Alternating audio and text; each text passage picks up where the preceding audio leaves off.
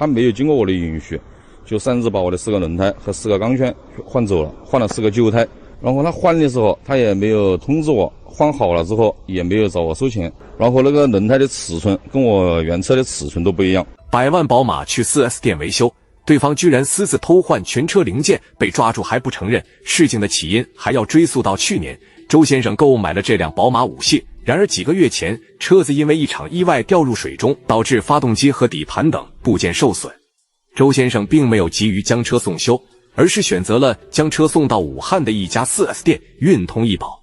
因为维修费用和项目无法达成一致，车辆在这家 4S 店停放了4个多月。期间，周先生曾多次前往查看，然而车子的维修一直未能顺利完成。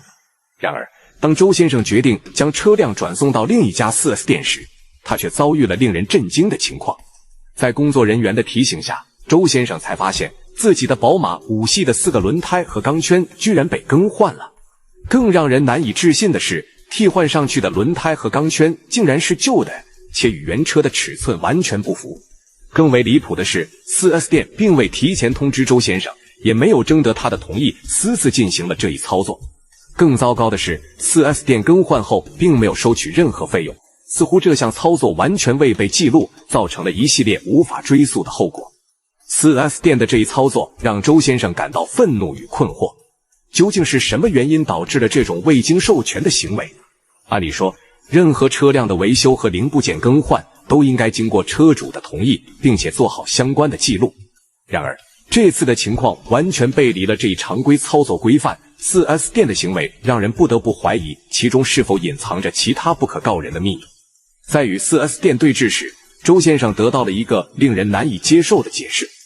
4S 店的工作人员称，由于当时车间的空间不足，为了给周先生的车腾出位置，工作人员便擅自将车轮进行了更换。至于轮胎是否符合原车标准，工作人员给出的解释更为离奇。他们认为车子的轮胎没气，且替换的新轮胎尺寸不匹配原车的规格，甚至连轮毂的材质和形状也不一样。此种解释不但未能解答周先生的疑问，反而让整个事件更加扑朔迷离。对于这一系列的操作， 4S 店的回应无疑是在推卸责任。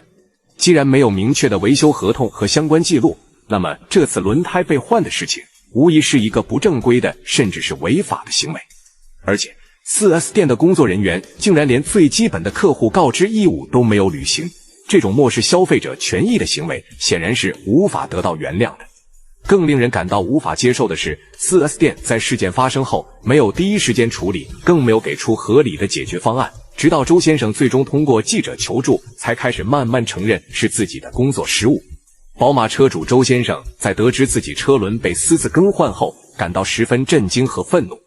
毫无疑问， 4S 店的行为严重侵犯了消费者的合法权益。在消费者保护的法律框架下，任何未经授权的零部件更换都应当受到严厉惩处。而这起事件的发生，暴露出 4S 店在操作过程中存在着严重的管理疏忽和诚信缺失。无论从哪一个角度来看， 4S 店的这一行为都无法被视为正常操作。消费者在购买和维修高档汽车时，往往对 4S 店抱有信任，认为他们能够提供专业且安全的服务。然而，像周先生这样的经历却让人对 4S 店的服务质量产生了质疑。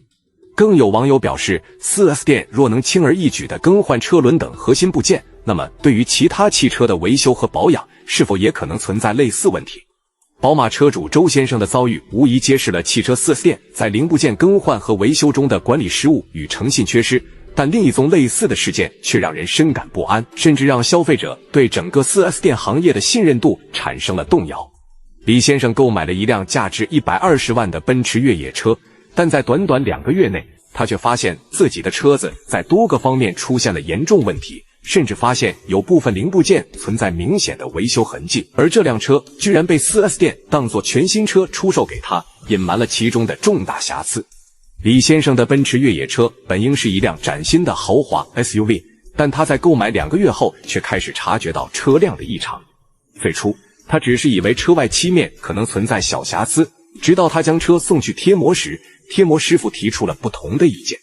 师傅指出，这辆车的漆面粗糙且不光滑，似乎并不像是一辆仅行驶2个月的新车。师傅的细心观察让李先生开始怀疑，是否自己的车并非如销售时所承诺的那样，真的是一辆全新的奔驰。为了弄清真相，李先生进一步对车辆进行了检查。他发现车顶漆面明显存在修复痕迹，且车身连接处高低不平，这种情况在一辆新车上是不应该出现的。此时，李先生的疑虑彻底升高，他决定通过专业的汽车检测机构进行检查。检测结果令他大吃一惊，这辆奔驰车显然经历过一次重大事故修复，并且可能是拼装车，多个零部件并非原厂配件。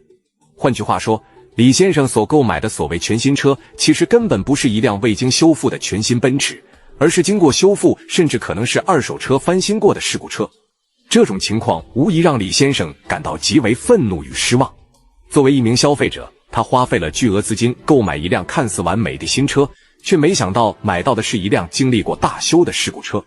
更令李先生无法接受的是， 4S 店在整个销售过程中没有明确告知他这辆车的真实情况，反而在销售时隐瞒了车辆的维修历史，将其包装成一辆全新的奔驰越野车售卖给他。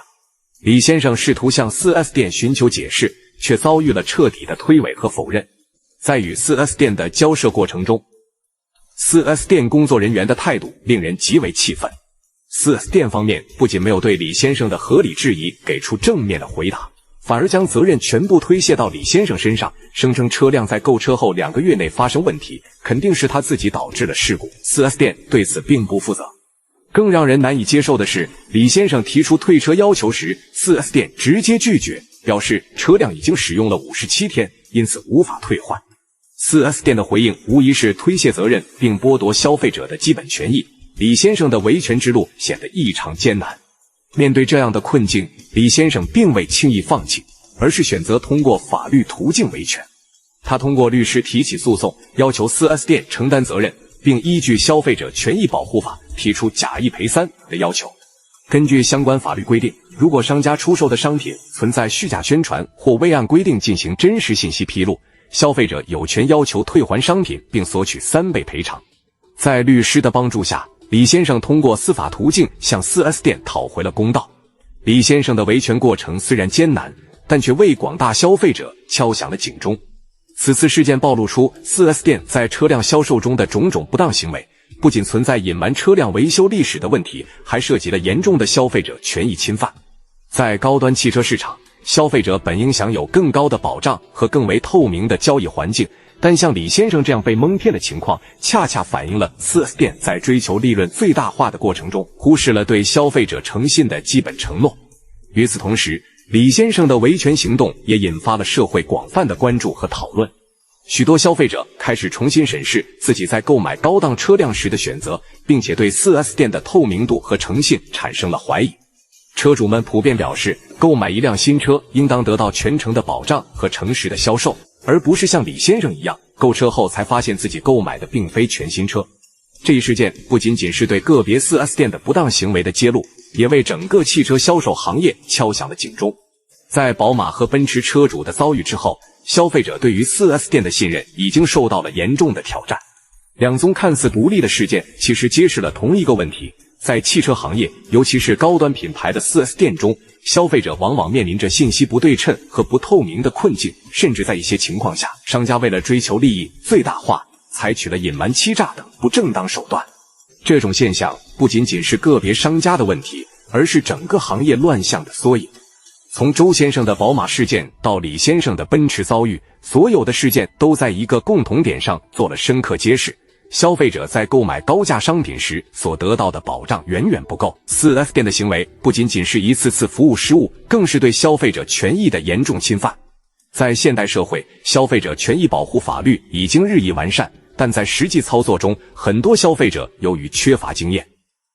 往往在面对商家时处于劣势，难以有效维护自己的权益。因此，我们有必要深入探讨如何通过法律手段和其他渠道保护自己，避免陷入类似的困境。此外，消费者还可以通过第三方检测机构来验证车辆的状况。如果对车辆的质量和维修历史存在疑虑，消费者应及时向有资质的第三方检测机构求助，确保车辆没有隐性问题。这些机构可以提供专业的检测服务，帮助消费者识别车辆的真实状况，避免被不良商家欺骗。